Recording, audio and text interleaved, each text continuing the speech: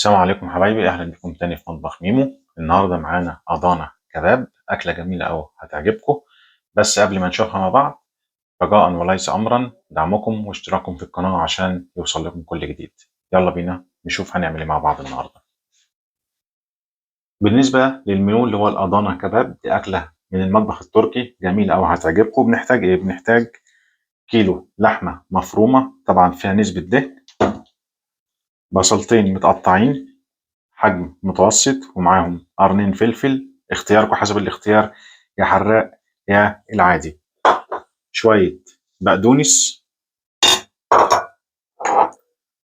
ملح، فلفل أسمر، واختياري شوية جوز الطيب. اختياري، يا تحطوها يا ما تحطهاش، بس هي دي بس التوابل اللي بنحتاجها في الأضانة كباب. هنعمل ايه بقى؟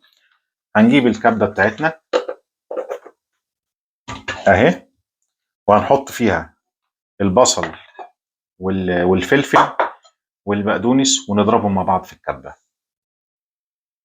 طيب حبايبي، بعد ما ضربنا البصل والفلفل والبقدونس في الكبة، هننزل بكله على اللحمة المفرومة اهو،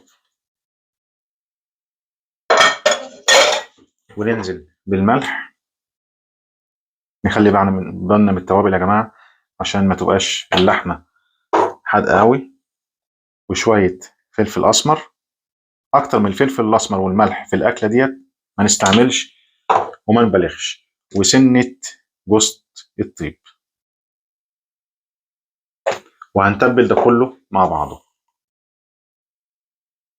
طيب حبايبي، بعد ما تبلنا اللحمه بالخضار هنحطها في الصينيه ديت. بس قبل ما نحطها في الصينيه هندعكها بشويه زيت في الصينيه، وهنحاول نرص اللحمه المفرومه فيها ايه، ننزلها كلها ونملاها كلها في الصينيه.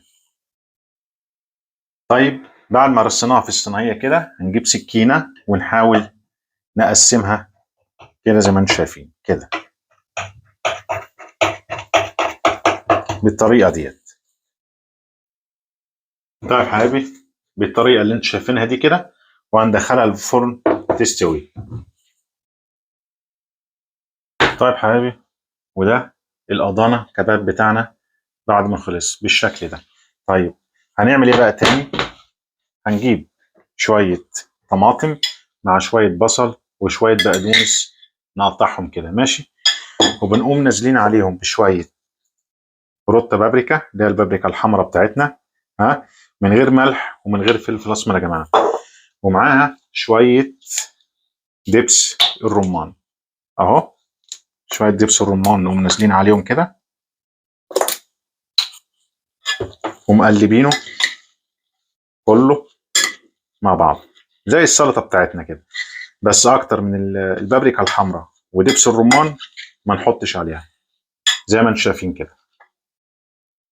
طيب احنا كنا بين الوقت عملنا شويه سلطه طحينه معانا، ها، وهنجيب رغيف رواق معانا او عيش اللي متوفر عندنا، وهنقوم جايين فوق الاضانه كباب وعاملين الرغيف كده مسيقينه من الدهون اللي نزلت من الاضانه كباب زي ما انتم شايفين كده.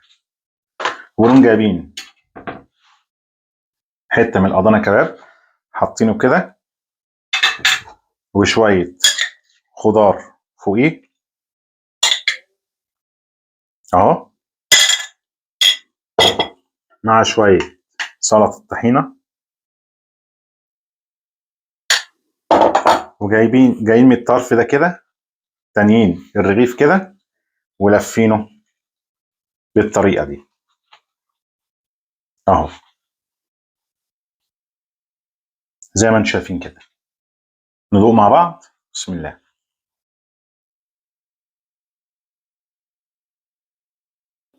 خطير. لو الفيديو عجبكم ما تنسوناش في التعليقات واشتراككم في القناه عشان يوصل لكم كل جديد، واشوفكم في فيديو قادم ان شاء الله. سلام عليكم.